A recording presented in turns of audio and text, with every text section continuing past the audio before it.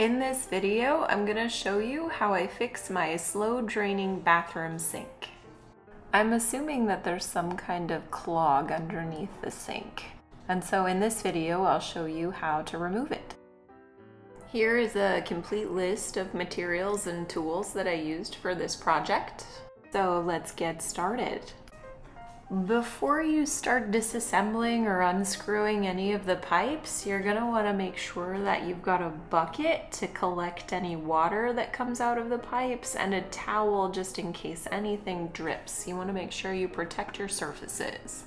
You're also gonna wanna make sure that you turn the water off to the sink. Remember, lefty-loosey, righty-tighty, or just turn the valve clockwise to turn it off. All right, now we're ready for disassembly. The first thing I'm gonna do is remove the attachment that's responsible for closing and opening your sink drain. These pieces can come in different styles, but for mine, all I had to do was lift up on that plastic blue part so that it started sliding around freely. And then very carefully you want to push it so that the end slides off the part that goes into your pipe. Next, you need to remove the piece that sticks out directly from the pipe.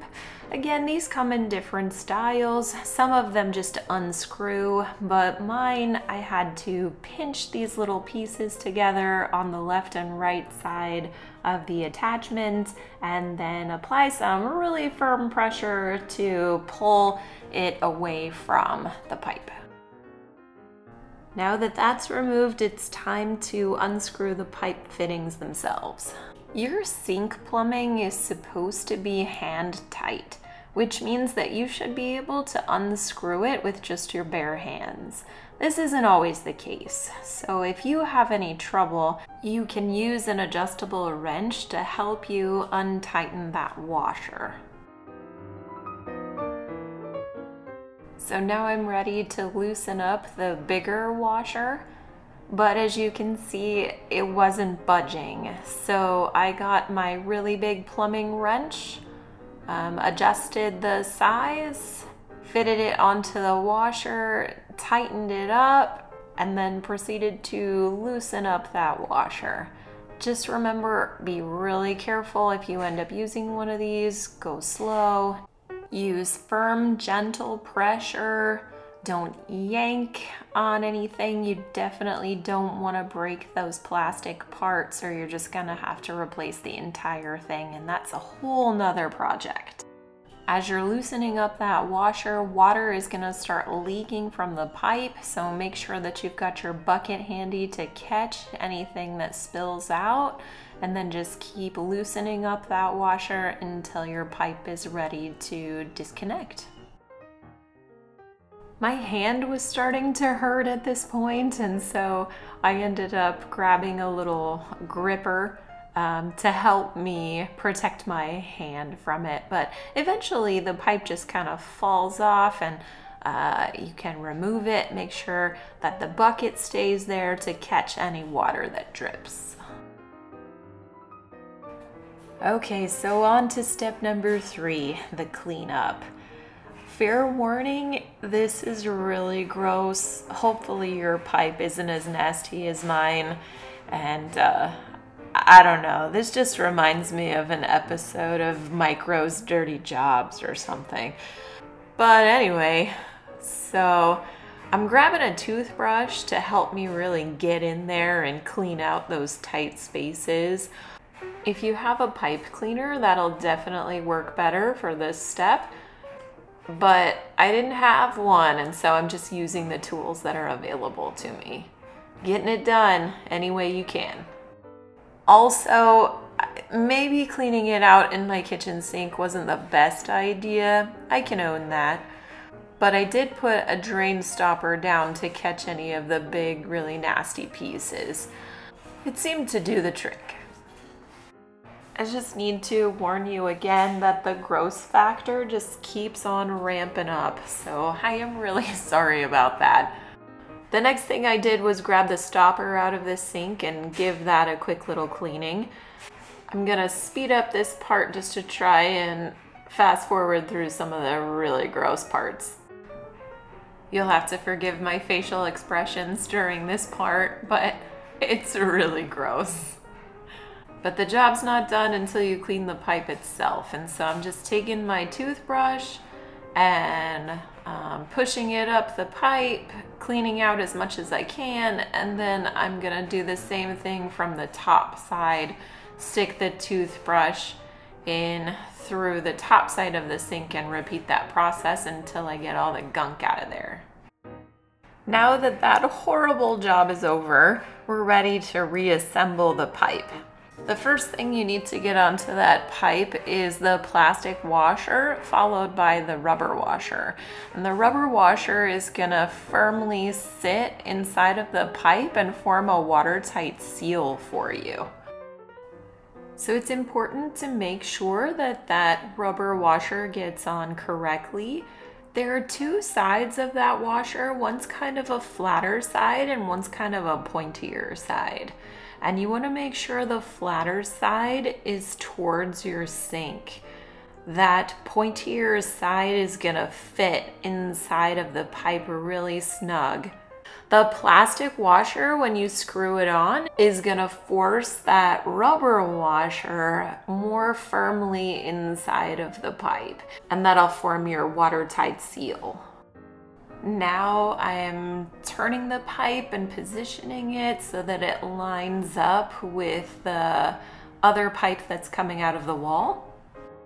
Now all that's left to do is screw on those washers and tighten them into place. Sometimes it can be a little tricky to get the pipe threaded correctly. So a little trick is to spin your washer backwards just until you feel the threads kind of line up with each other. It'll sit well. Sometimes it'll feel like it's even clicking into place almost. And then once you feel like the threads have lined up with each other, go ahead and reverse the rotation and start tightening up that washer. Remember that your pipes are supposed to be fitted hand tight, which means that you shouldn't need any special tools to tighten these things down other than just your hands themselves. The last thing that we need to reassemble is the attachment that's responsible for opening and closing your sink drain. This part can be a little tricky and sometimes frustrating too, so I just want to take a second and show you how everything works first.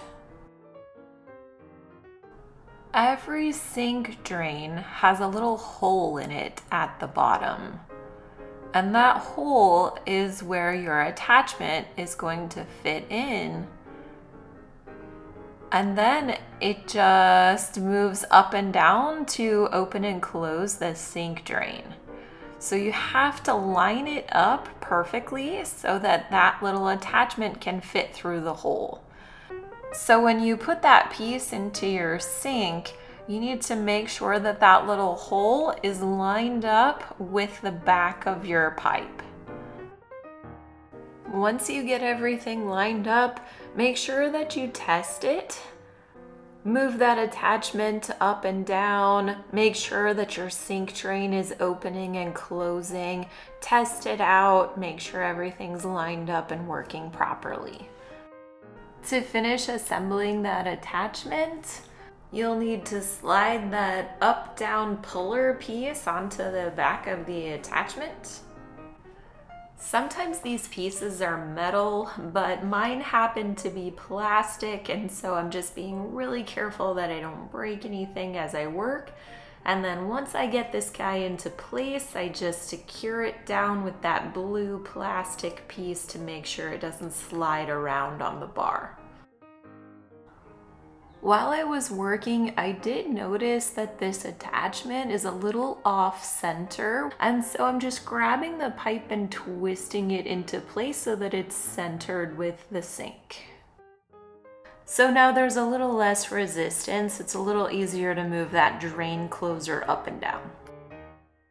And now we're on to the last step. We want to turn that water on and then check our handiwork for any leaks. Turn on the faucet and you're going to want to let the water run for a couple minutes. While the water is running, check any of those connections for leaks. If you need to tighten anything up, you can use your adjustable wrench or plumbing wrench to do the job. Just remember to be careful on those plastic pieces. Be careful not to over tighten anything. You just want it tight enough so that there are no leaks. You don't want to over tighten it so that you cause damage to your pipes. And that's it. Problem solved. If you found this video helpful, please hit the like button and consider subscribing to my channel.